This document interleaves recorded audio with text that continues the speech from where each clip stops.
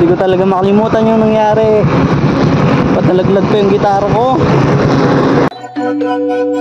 Hey, it's your boy GR. Yun, naubusan na naman ng gasolina. Ayun. Try ko kung may nakakaintindi ng ganito. Ilalapag ko tong helmet ko sa harap ng ano ko, ng motor ko. Yun, kung may nakakaalam ng ganyang ano, sign. Try natin. May nakakaalam, tayo lang natin dito. May tutulong sa atin. Kung wala, siguro walang nakakaintindi. Yun o. Try lang natin. Meron.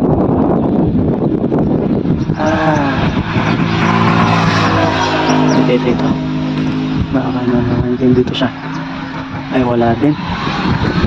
Nakakaintindi. Hira kasi yung may alam ng ganyan, no?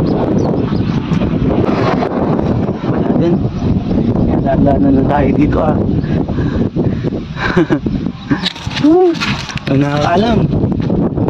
Purong natin dito banda.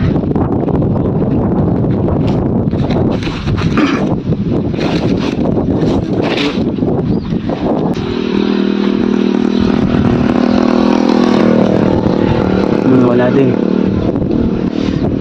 Charan. Parang walang nakakaalam, ah.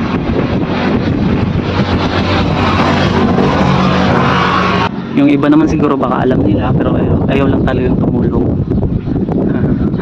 Ganun lang yan. Pero try natin. May mabait.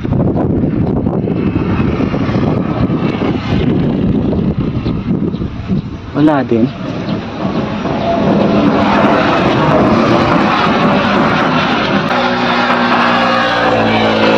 Wala, di talaga nila alam yan.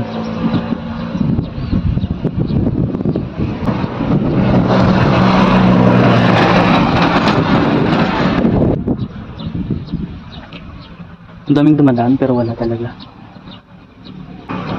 Hindi ata nila alam.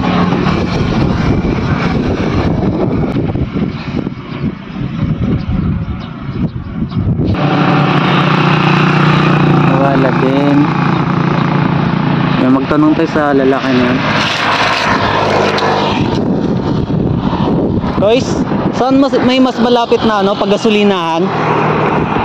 Malapit po na paggasolinahan. Sa unahan pa? Wala dyan? Po? Meron din. Saan kaya mas malapit yung doon? Dyan na lang. Sige po, salamat. Uy! Nagtanong na ako. Hindi nila alam kung anong sign to. Tulak na lang. Ayun. Tulak again.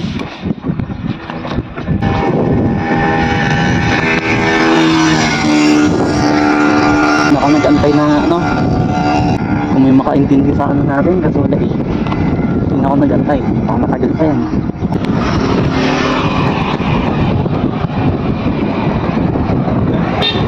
Bigat pa naman dala ko. May gitara akong dala.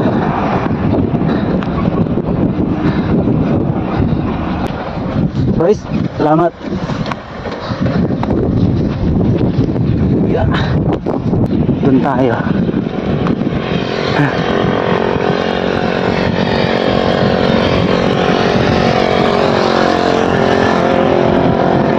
Pagod. Pataas kasi.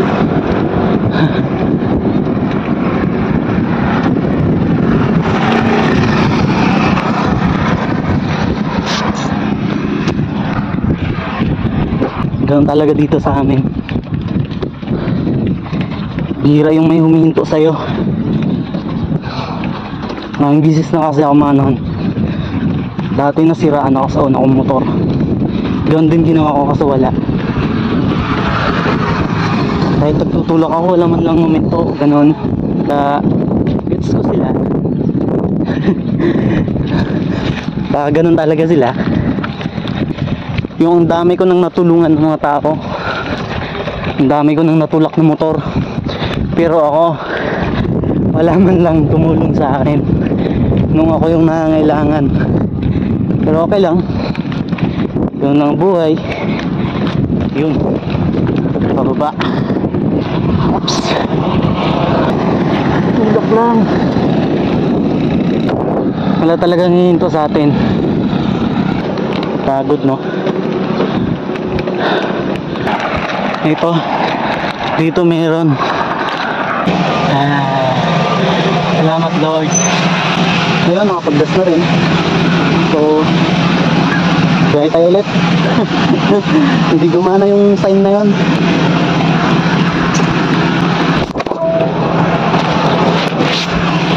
Walang iya. Alaglag pa yung gitara ko. Hinapog ko. Ay naku. Dito malas, hindi malas. Naniniwala ko sa walang malas. Bumagsak. Check natin, baka mabalik. Ay, ginabahan ako din ah. Kala ko nabalik na inik. And guys, biyahin mo na ako. Hindi ko talaga makalimutan yung nangyari.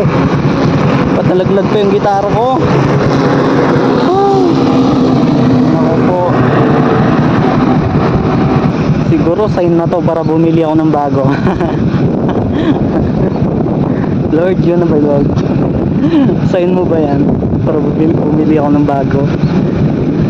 Kasi maraming nagsisilabas ang gitara ngayon na ano eh. May mga malalakas ang dating. May quality.